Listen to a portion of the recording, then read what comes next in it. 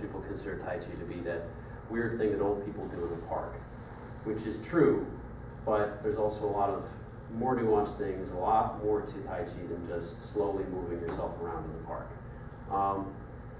Today, what we're going to get into is less about the martial aspect of Tai Chi, because that's an entire field of study in and of itself, and more into what is the foundation of Tai Chi in terms of what is posture, how do you breathe, how do you move, that kind of thing. Sounds like kind of stupid stuff, but when you really start to focus on it, you find that there's a lot more to it than just what you take for granted in your everyday life of movement, standing, and even breathing. So, to start off, I'd like us to just put your feet about shoulder width apart and stand with your weight 50-50. So you have 50% of your weight on one leg and 50% of your weight on the other leg. Seems easy enough. Shift your weight over to your heels of your feet. Don't fall all the way backward. Just most of your weight on your heels. And about maybe 10% on the balls of your feet, give or take. Now bend your legs at the knees, and I want you to feel like you're relaxing. First, start from your neck, where your head meets your neck, down through to your shoulders. Relax your shoulders. Relax your upper abdomen, and then your lower abdomen, all the way down to your core and your hips. And then try and relax as many muscles as you can in your legs without falling into a heap. Just take a minute to do that. And you're going to find that it feels like your heels are supporting most of your body, which they were in the first place, but now you're taking the tension away from your musculature and just letting it flow down into your feet. You may feel like your body's heavier or more rooted to the ground than it customarily is. Now from this position, I want you to straighten your spine so you're not crouching over. And as you straighten your spine, also remember, try and keep your core as relaxed as you can. And then imagine you have a string that's connected to the crown of your head and also connected to your ceiling. Now you want to pull that string up so that your crown is plucked, not up. And make sure your chin's not coming up. You want the crown plucked. Make sure to keep as much of the rest of your body relaxed as you can. And now, I want you to breathe from your lower part of your lungs. In this case, when you breathe in, think of relaxing and think of your lower abdomen or your belly expanding. And then when you breathe out, let it come down.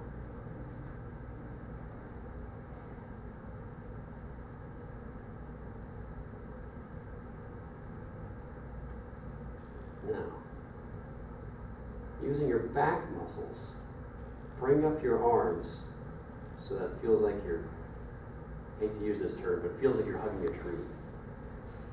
Now, you want to make sure that the points of your middle fingers, the tips of your middle fingers are pointing at each other, and you want a round curve from the tip of your middle finger all the way to your sternum. So it's going to feel like you're pushing your arms out a little bit and trying to hollow this chest.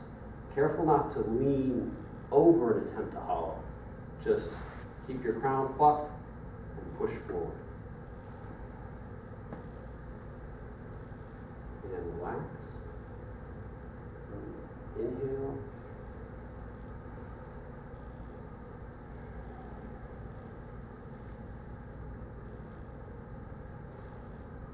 Again.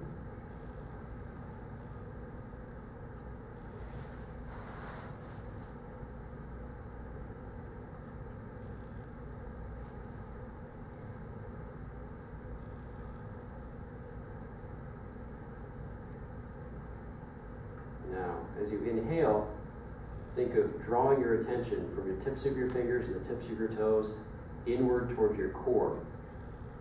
Usually, when I say core, I mean like your belly area. Sometimes it's referred to as dantian in Chinese terminology, if you ever do this in a more class academic environment.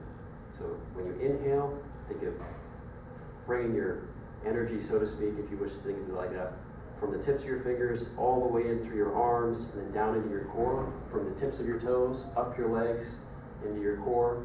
When you exhale, think of pushing it back out along each of these channels toward the tips of your fingers and toes. So.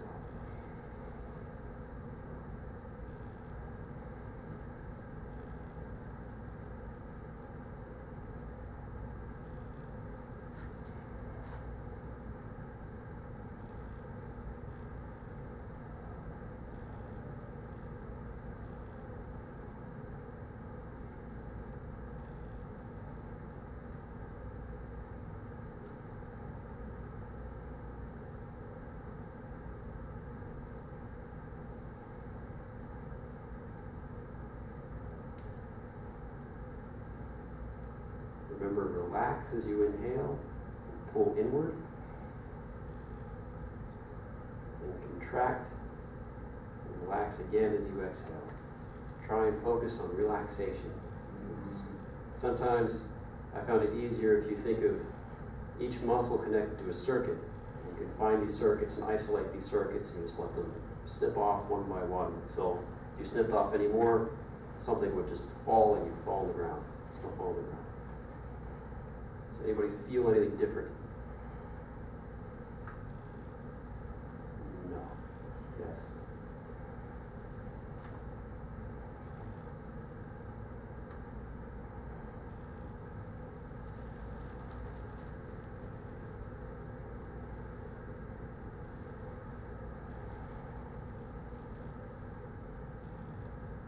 And to start, put your hands down flat as if you're pressing on the table.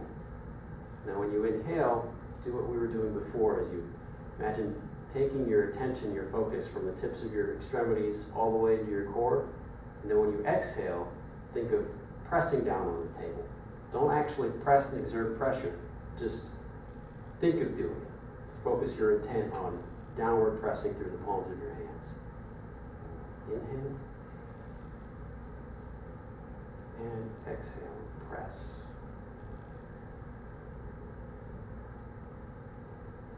And relax. Inhale. And exhale.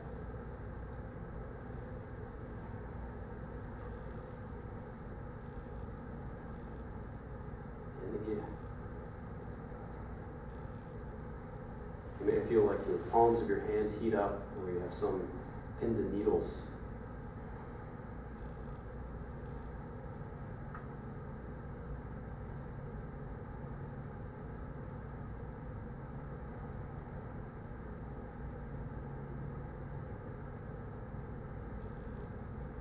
Now you're going to turn your palms inward so they face each other, and go ahead and turn them into fists, loose fists. You want the fists oriented so that they're standing. Sometimes we call a standing fist for martial artists here. For those of us that aren't martial artists, just make sure the palms face each other and the backs of the hands face outward and away from each other. And this time, as you inhale again, relax as much as you can. When you exhale, think of clenching the fists as tight as you can. Don't actively clench them. Don't engage your musculature. Just focus your intent on clenching sensation. So, inhale. Exhale.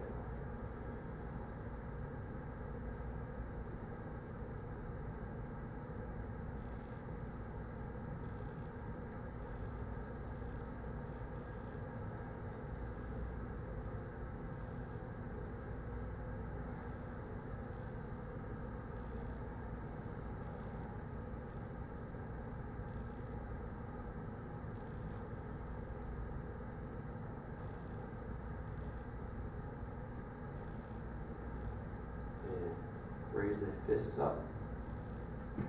Bow them in like we were doing before. Try and make this a nice round circle. Before you were out here, go ahead and bring them in a little bit. And as you exhale this time, don't just think of clenching the fists. Think of squeezing the tree in between your elbows. Just like, wow. Just don't actually do it. Just focus your intent on that idea.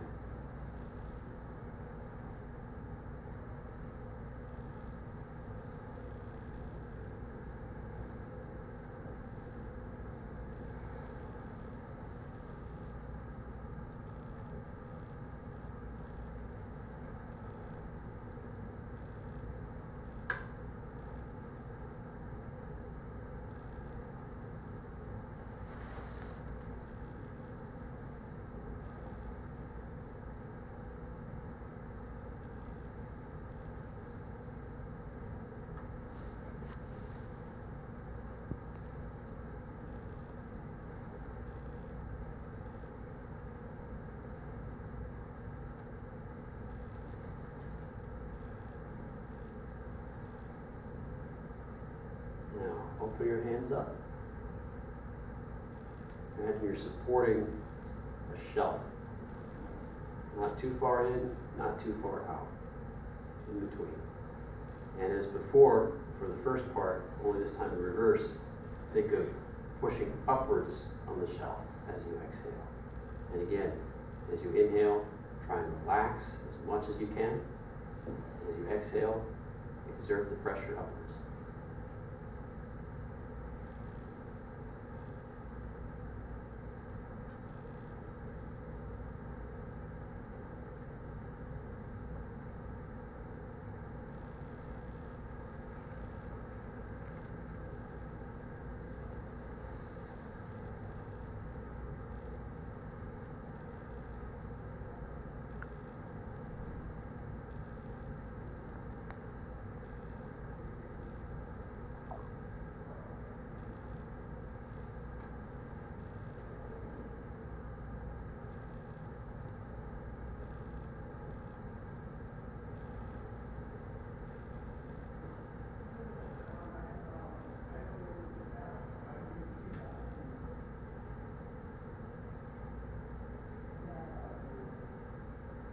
Go ahead and settle. And relax. Stand up. Go ahead and shake that out. Might feel like you're breaking the dust off of a structure, breaking the rust off of a sword. Maybe not. Does anybody feel different? Does anybody feel like that did anything? And don't lie to me. If it didn't do anything, just go ahead and say it. Okay. Explain how this felt. Well, that's good. We're going to get into a little bit of movement exercise. Our feet are going to stay exactly where we put them. We can actually put them a little bit wider than we were before. So maybe 1.5 times shoulder width apart. I usually say 1.25 times shoulder width apart. The specific proportions aren't important. What we're going to do right now is, before we just had our weight 50-50. This time our weight's going to be moving from about 60-40 to 60-40. One foot, favoring one foot over the other. So we're never staying in one position. Our arms are going to be doing more or less this idea. We're going to be linking this idea to how we shift our weight from 60-40 to 40-60, and how we turn our waist from about 30 degrees off center to the other 30 degrees off center. So before we get into the hand motion, you just put your hands on your hips and bend your knees a little bit. Go ahead and shift to 60-40 on one foot. We want to turn, going to shift into the other empty foot. Turn, shift. Turn, shift. So you want to be shifting into the foot that you're not facing. Turn, shift. Turn. As you do this, try and keep your head the same level. So you don't want to turn and come up and then shift and come down. Likewise, you don't want to shift and come up and turn and come down. To stay like you're standing in somebody's very short ceiling basement.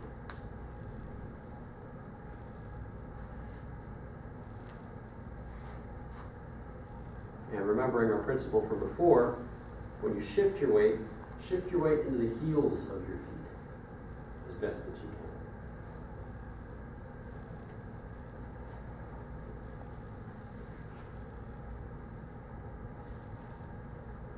can. Now, you seem pretty comfortable with this. To add the hands in, all your hands are going to do is, when you turn your waist, they come across. When you shift, raise them, same time. When you turn, they stay in one place, but your whole body turns them across. When you shift, they drop. Turn, shift, turn, shift, turn, shift.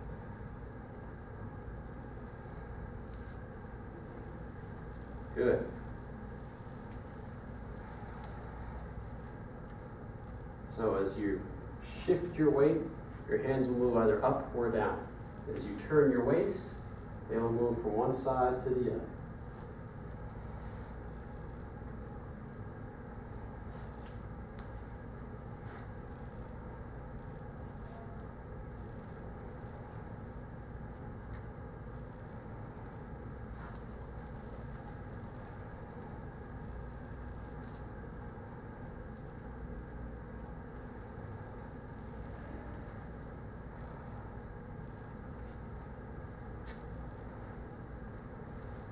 first it's going to seem like a box that you're making in the air.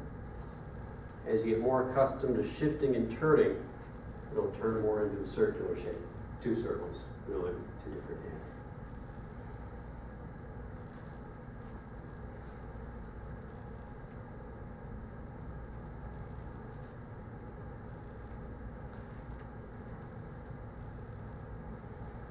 Now, to really throw you guys for a loop, when you shift and bring your hands up, inhale. Turn. When you shift, exhale, bring the hands down.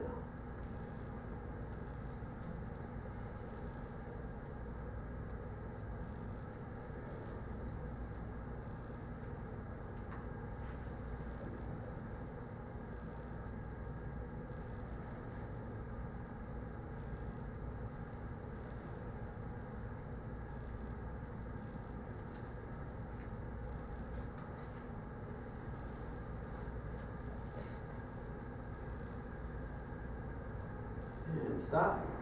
Now, reverse. Shift. Turn. Shift. Turn. Shift. Turn. Shift. Turn.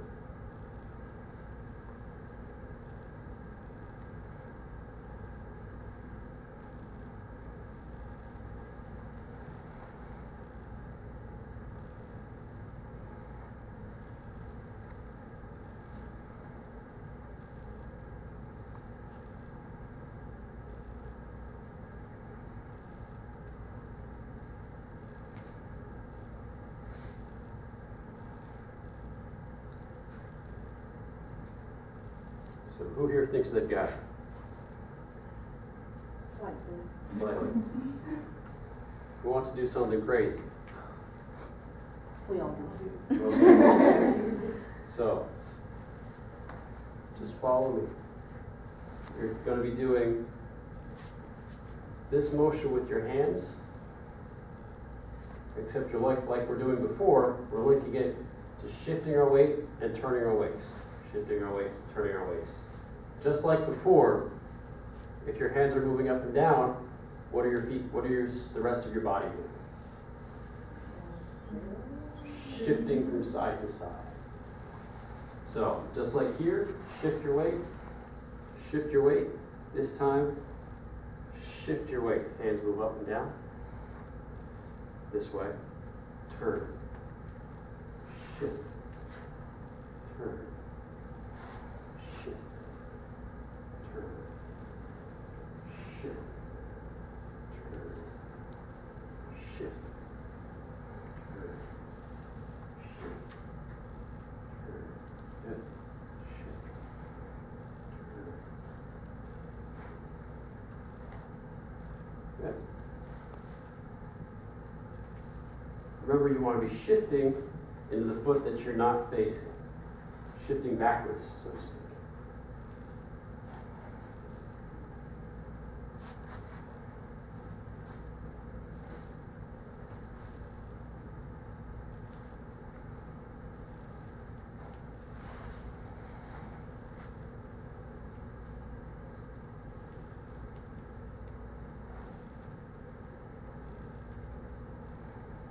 And let's throw you guys for another reverse. So shift, shift, turn, shift, turn, shift, turn, shift, turn, shift, turn. Not that hard. You guys got it. You think you don't, but you do.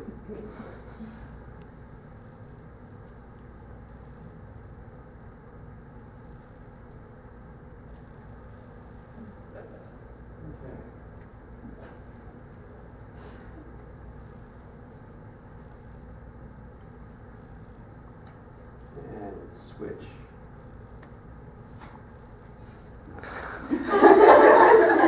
Not bad, not bad.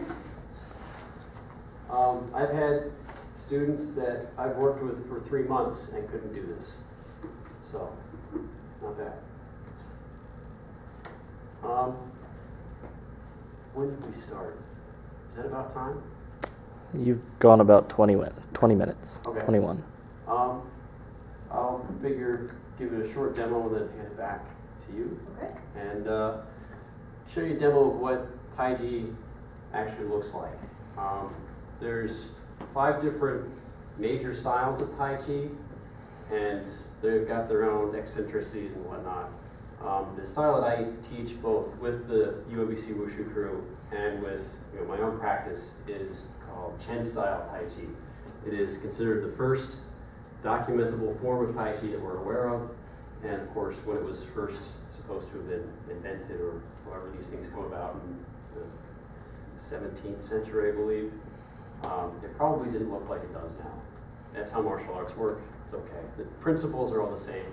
And no matter what form of Taiji you practice or learn or see, whether it's the other styles or any other versions of Chen that are out there, in theory, all the principles are the same. You want to be relaxed, you want to have proper structure, proper posture, and you want to be using your weight on your heels and using this structure and relaxation against whomever your opponent, effectively. Now, for purposes of personal practice, typically we don't have opponents in personal practice, as well as for the sake of health and wellness and mental benefits. Whatever style of Tai Chi you practice isn't quite as important. Just doing any of it helps. As far as I am aware, Chen Style Taiji today is probably the 2nd or 3rd most popular form style of Taiji around. The most popular being Yang style, which is what you usually see old people doing in the park. So.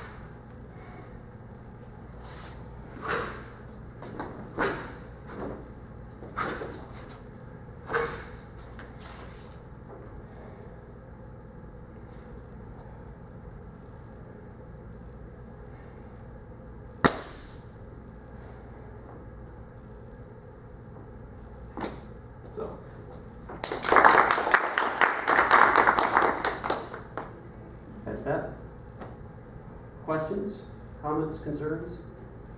How long have you been studying? Martial arts Yes. since 95, so 19 years, yeah.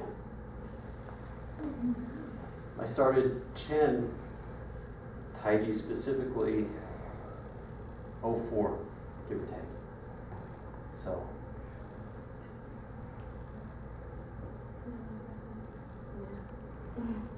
So that's really impressive. oh, thanks, yeah. I don't know about other people, but it comes at the expense of my hearing, I'm afraid. So, that's it. It looks a lot flashier and a lot harder to do than it really is. You know, people often get turned off when they say, "Oh man, you're so good. How long did it take you to get that good?" It's like, well, it did take me 19 years to get this good, but that's not really the point. You know, you can't afford to compare yourself. You know, I can't afford to compare myself to the people that win Chinese national championships because they're astronomically amazing. But the better I get, the more I hope to help other people. So, hopefully this is if nothing else, a de-stressor, detox from academic overload, and hopefully advertisement for their club. So that's pretty much it for my bit. I've got a Facebook page if you guys want to look up what I do. I don't use it very often. I'm on their UMBC webpage, and check out the Wushu guys. Absolutely. Most of their program is great. It's not quite what we do here. It's pretty much the same. All the mechanics and stuff will help. So,